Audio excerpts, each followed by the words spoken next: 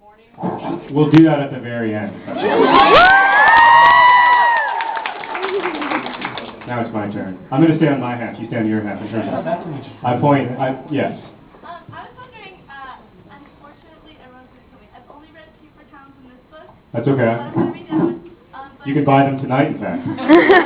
Every single one. Also, you can buy all of David's books. They're good, too. Every single one. But I was wondering, the use of technology and, like, IMing and wall speak and all that kind of stuff is used a lot in this. And also, I know in Paper Towns, because I'm actually from that neighborhood, that a lot of those things are right, and you're talking about working at CBS. How do you guys,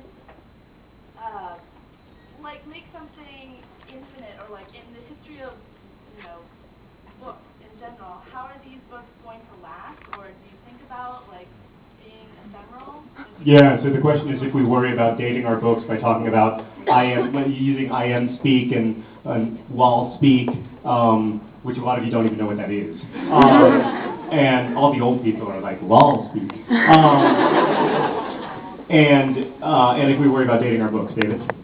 I mean, I think we try to, it's such a balance, but I think that's the challenge, that you want to be both timely and timeless.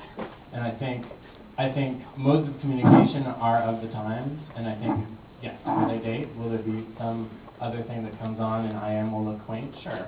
But at the same time, as long as the emotions are real and the conversation is real and what is being said is real, it doesn't almost matter how they're saying it. I think that the trap that you fall into, that I think we were very conscious of, and I'm always conscious of in my book, I believe John is as well, is not trying to be faddish, not trying to, like, put in, like, oh, the bands of today, like, just to prove, oh, hey, we listen to whatever K-Rock too. Like, it's just, the only real band in our book stopped making music 13 years ago. Right. And all the other bands are made up. So I guess, I would agree with that, and the only thing that I would add is that I don't worry about it because all fiction becomes historical fiction. Huck Finn reads as dated today, but it's still good. I still like it. I still like Catcher in the Rye, even though, they're driving different cars and he's listening to records of all things. I don't even know you don't even know what that is.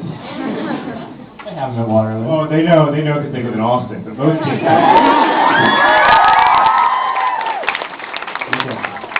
All right, my side, yes. Since we're in Austin right now, what are each of your favorite bands? Or just one? No way to answer that with just one. David has 135,000. You just killed the remainder 2 hours here. I'm just going to sit here and listen. Right now, I love The National. That's probably my favorite band right now. And I've been listening to a lot of Frightened Rabbit right now. Wow, that's cool. Scottish band, big fan in Austin. That's good. So I'm going to limit it to those two. My favorite band is the Mountain Goats. And I always say that my second favorite band is also the Mountain Goats. But I guess my second favorite band is Hank, my brother.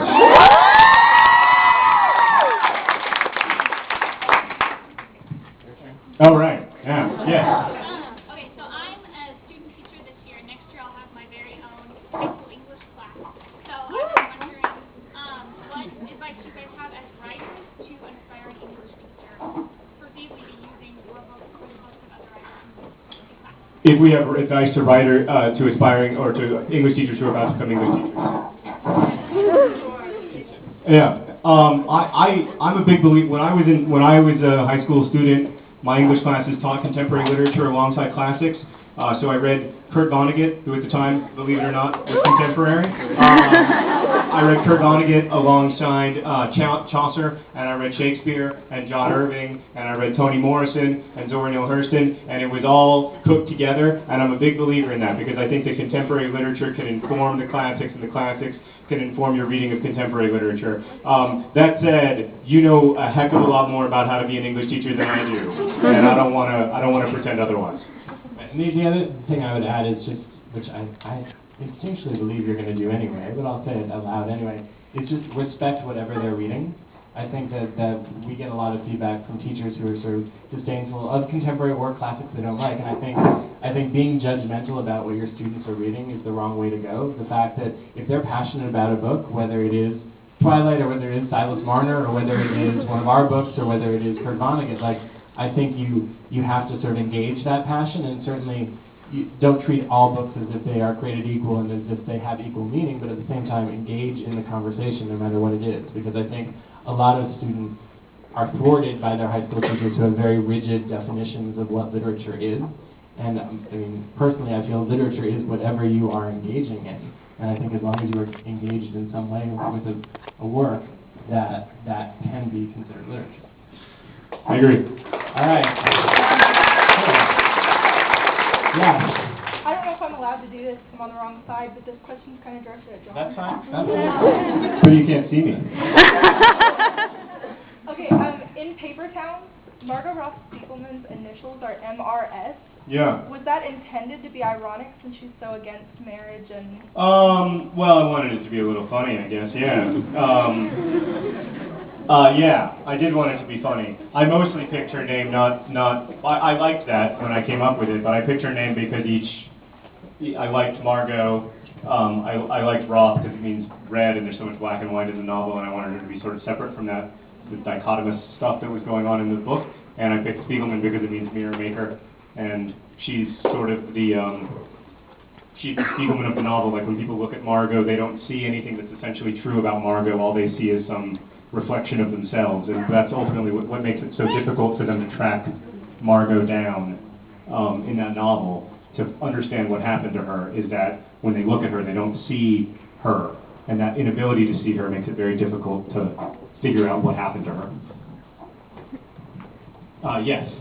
I have two questions. One is their significance to the name of Grayson, and also what was the genesis sort of the story, working on it together, and did you start like right here and then work outward, or how was it coming up with different things, and did it come to you fully formed and you just talked it out, or working on all the ways that it intersects?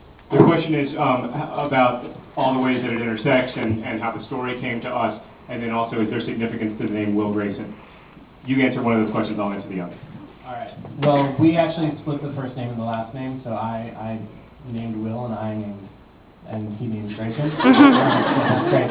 One other thing that I'm actually we're going to split this question because I'll just do the first half and then he'll just do the first half. Will I chose because I love that it's a verb, and I love that it has so many meanings, and that both it can be very concrete, this will happen, but also it's used so often in questioning, like, will this happen? And I thought that fit what we were going to go for really well. I picked Grayson because every time I hear that name, I hear Grace in, like Grace space in, and I made there's kind of some jokes about that in the novel itself, but that's a really interesting phrase to me because it sort of creates two possibilities. First, the possibility of grace in adversity, or grace in sadness, or grace in tragedy, and then second, the possibility of, grace in being the end of the sentence, allowing grace in or finding grace in, and so that's why I picked it.